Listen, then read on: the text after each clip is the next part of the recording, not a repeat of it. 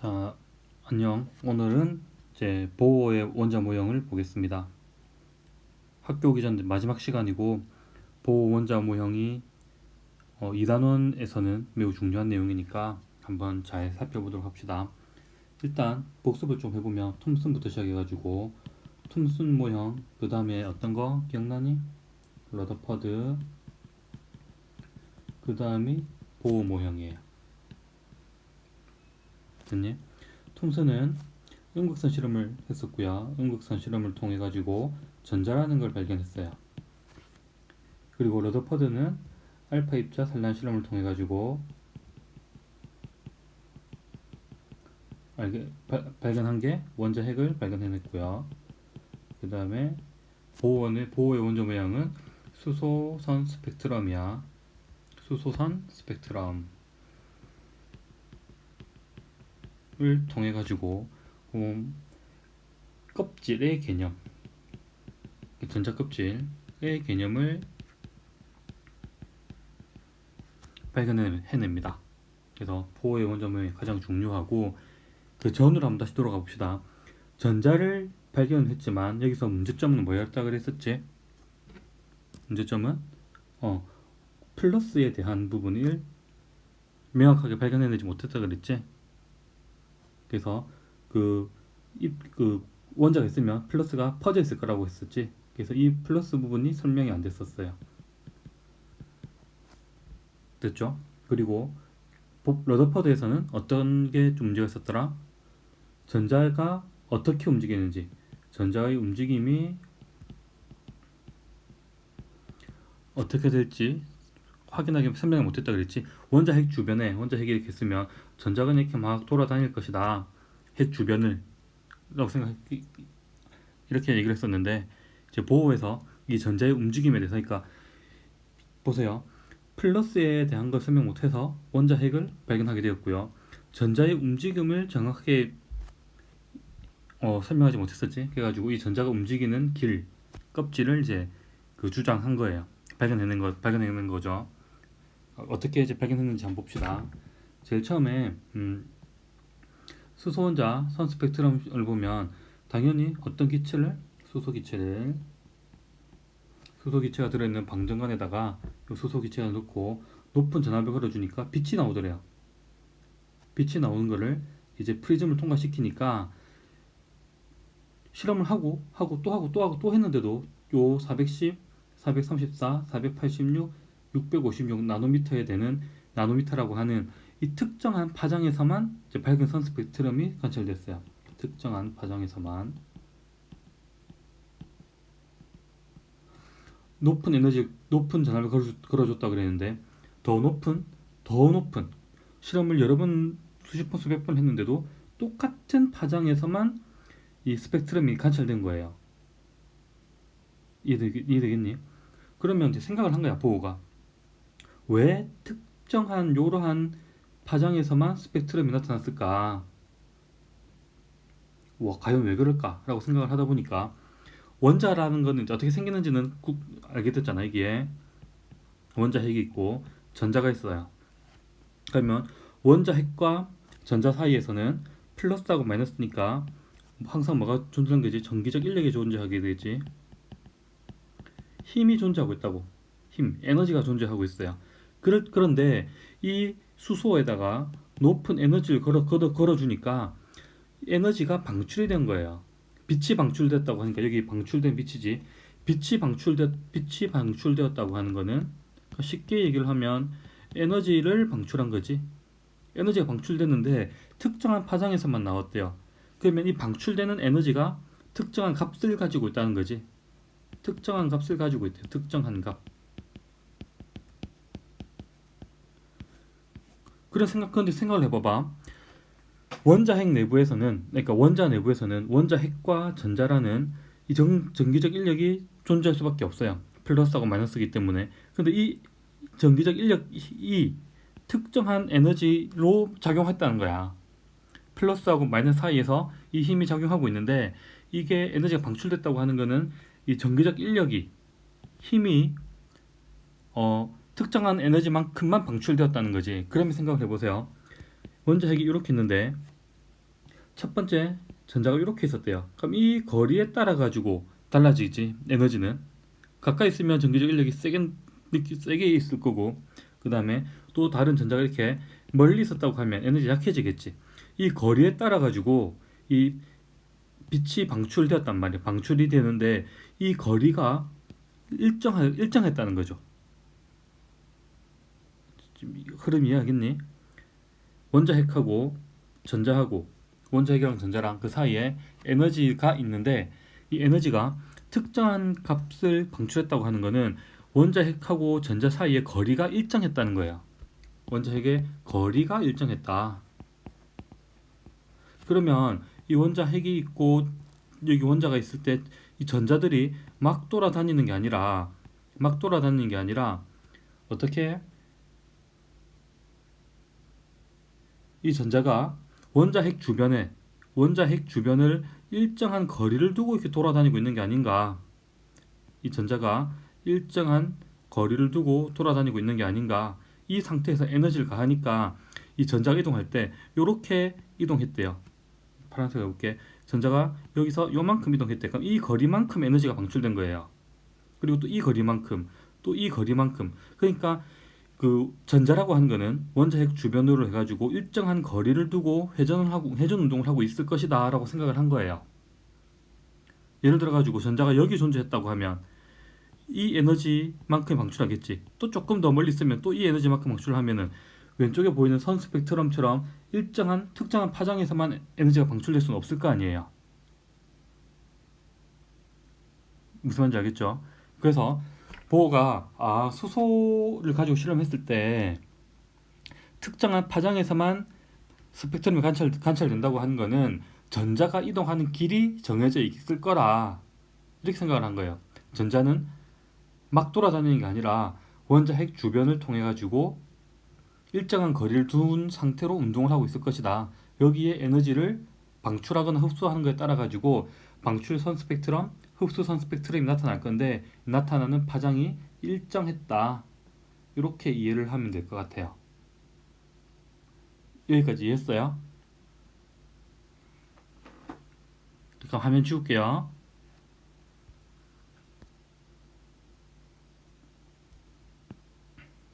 그래서 보어가 이 원자는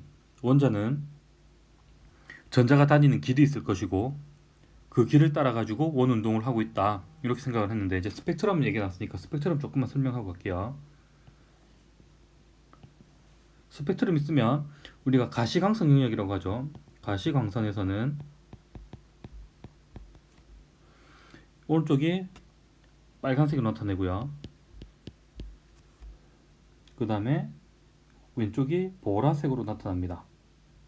그래서 이게 보라색이라고 나타내면 빨, 주, 노, 초, 파, 남, 보 이런 식으로 해가지고 가시광선, 보는 것이 가능한 선이다. 눈에 보이는 선이라는 거예요. 이렇게 있을 때 스펙트럼이 있으면 오른쪽으로 가면 에너지가 작아지고요. 왼쪽으로 가면 에너지는 커집니다. 그러면 보라색이 강하다는 거예요? 빨간색이 강하다는 거예요? 보라색, 왼쪽으로 가면 갈수록 에너지가 커지는 거고, 그 다음에 파장이라는 게 있는데, 파장 람다라고 있습니다. 이렇게 파장하고 에너지는 반비례 관계예요. 오른쪽으로 가면 파장이 높아져요. 여기 보면 410, 434, 486 이렇게 나오죠. 그래서 410, 436 요 보면은 파장이 점점 차이가 난다. 오른쪽 가면 파장이 길어진다. 오른쪽 가면 파장이 길어지고, 똑같은 원리로 왼쪽으로 가면 갈수록 람다 파장은 짧아져요. 그래서 에너지하고 파장은 반비례 관계구나. 그래서 에너지는 파장에 반비례하고 있어요. 이 식을 외울 필요는 없어요. 그냥 에너지하고 파장 관계만 알면 돼. 물리 시간에 그러니까 자세하게 배우고, 이렇게 된 상태에서 빨간색, 여기 빨간색 있죠? 빨간색 바깥, 여기가 눈에 보이는 끝이라고 하면 요 바깥도 있겠죠. 이렇게 어떤 영역이 있을 거예요. 그래서 빨간색 한자로 하면 적색이고 바깥이라고 해서 적외선이라고 해요. 그래서 눈에 보이진 않지만 파장이 더 긴 적외선 부분도 존재할 거고요. 그 다음에 여기 눈에 보이진 않지만 보라색이 있으면 보라색 바깥을 이제 보라색을 한자로 하면 자라고 하거든요. 자외선 영역이 있어요. 자외선은 에너지가 더 높겠지. 파장도 짧아질 거고. 그래서 이렇게 스펙트럼이 구성되어 있습니다. 그래서 뭐 스펙트럼 얘기가 나왔으니까 잠시 설명을 한 거고, 그래서 빨주노초 파남보 이거는 눈에 보이는 영역 가시광선이라고 하고요. 그 다음에 적외선, 자외선 이렇게 있습니다. 이해됐죠? 수소 원자의 선 스펙트럼은 불연속적인 선 스펙트럼인데, 그러니까 불연속적이라고 하는 거는 에너지가 방출될 때 아까 말했지, 원자 핵이 있고 이렇게 있으면은 전자가 특정한 곳에만 있기 때문에 특정한 에너지만 방출한다는 거예요. 그래서 410, 434, 486, 656 이렇게 특정한 파장에서만 에너지를 방출하기 때문에 스펙트럼도 쭉 이어지지 않고 딱딱딱딱 끊어져서 불연속적이라는 뜻인 거예요. 그러니까 여기 뭐 공의 비유가 있는데, 위에 있는 공을 이렇게 곡선으로 쫙 내려보내면 모든 위치에서 에너지 값을 다 갖겠지. 근데 여기 계단에서는 여기 멈추고 여기 멈추고 여기 멈추고 여기 멈춘 다음에 에너지는 하나, 둘, 셋, 네 개만 딱 가질 수 있다는 거예요.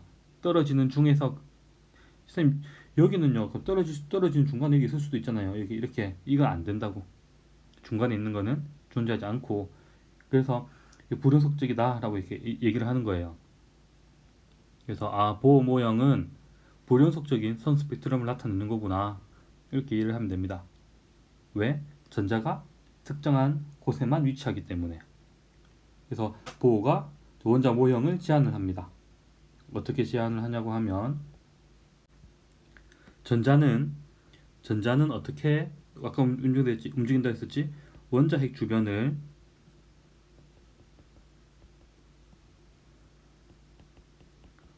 좀 써놓을 걸 그랬다. 원자 핵 주변을 일정한 거리를 유지한 채 운동을 하고 있고, 일정한 거리를 유지한 채 원 운동을 하고 있다, 이렇게 생각을 했고, 전자 껍질이라고 하는 거는 전자가 다니는 길, 전자의 이동 통로로 라고 생각을 했어요. 이 전자 껍질인데, 이 껍질이란 게 여러 가지가 있다고 생각했거든요. 핵이 있어요. 이렇게 첫 번째 가장 가까운 껍질, 두 번째 껍질 이렇게 있다고 했을 때, 여기 좀 그림 보이죠? 그림을 좀 확대시켜 볼게요.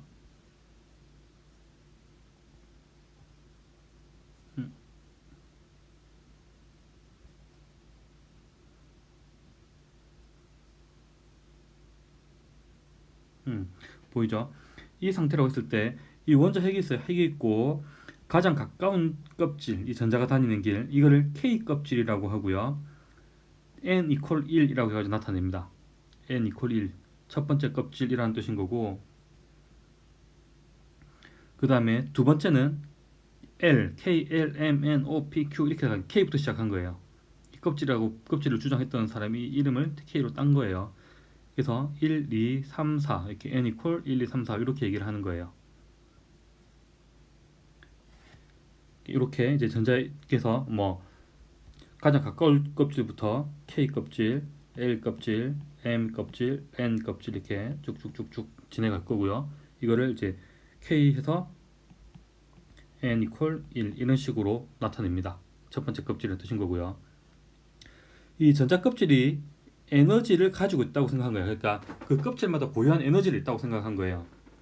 그래서 그거를 에너지 준위 레벨이라고 하는 건데, 에너지 준위라고 나타냈고요. 이 에너지 준위는 이 n은 어떻게 나타나냐면 마이너스 n 제곱분의 1312 킬로줄 퍼 몰 이렇게 나타내요. 이건 외워야 됩니다. 그래서 n이라고 하는 거는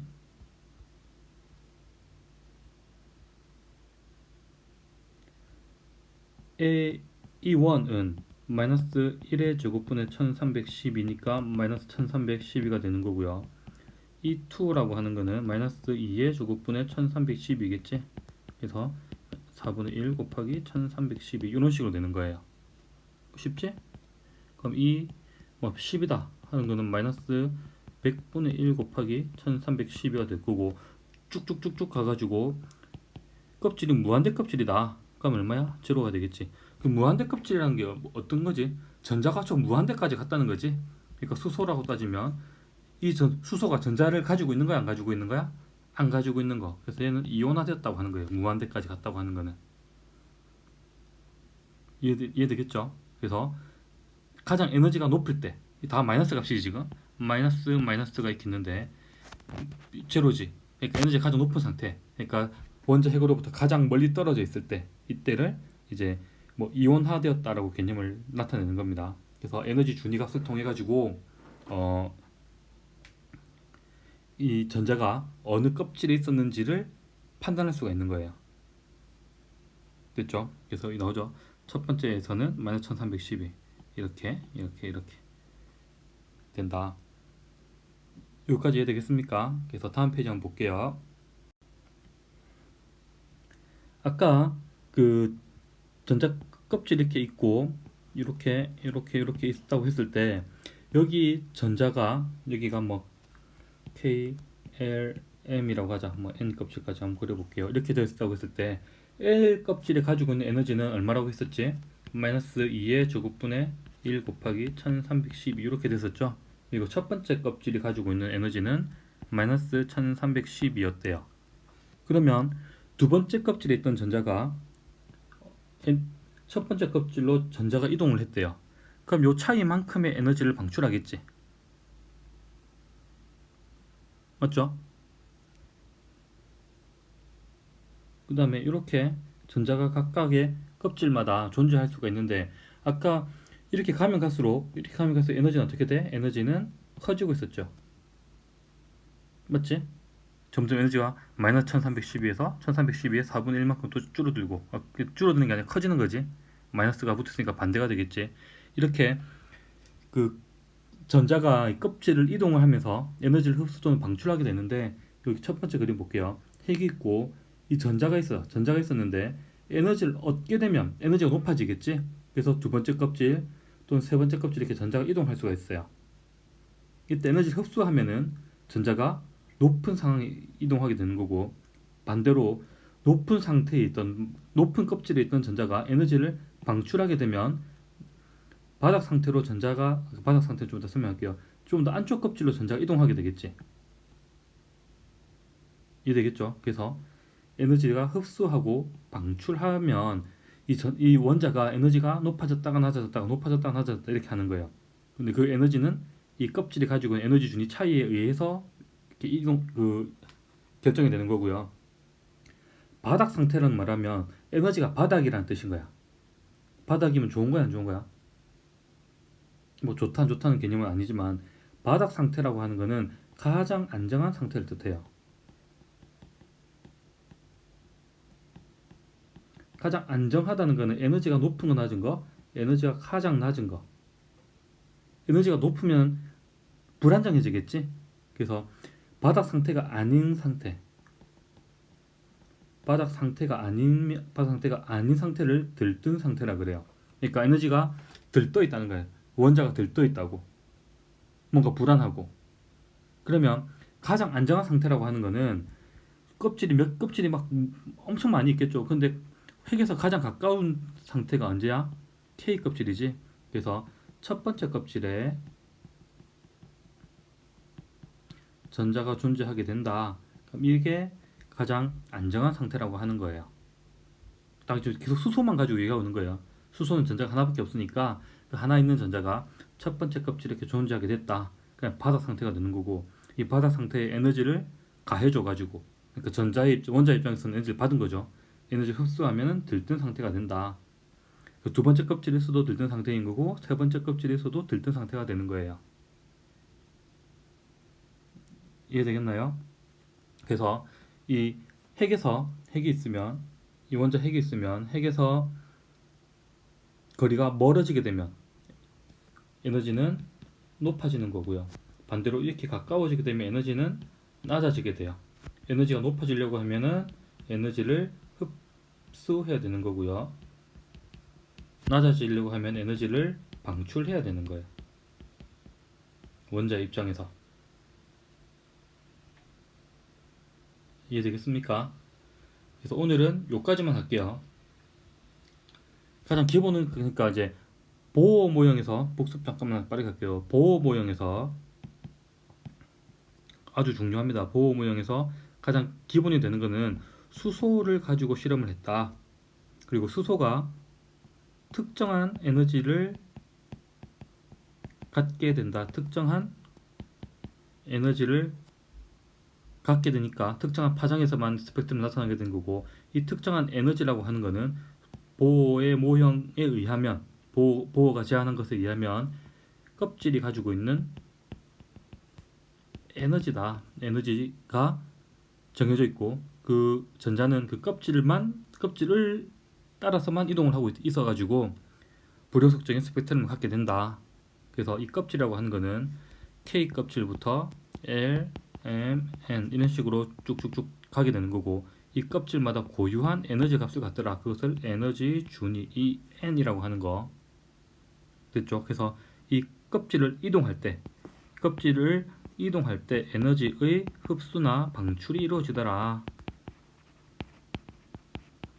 여기 수업한 게 끝이에요, 오늘. 그러면 쌤, 수소 아니면요?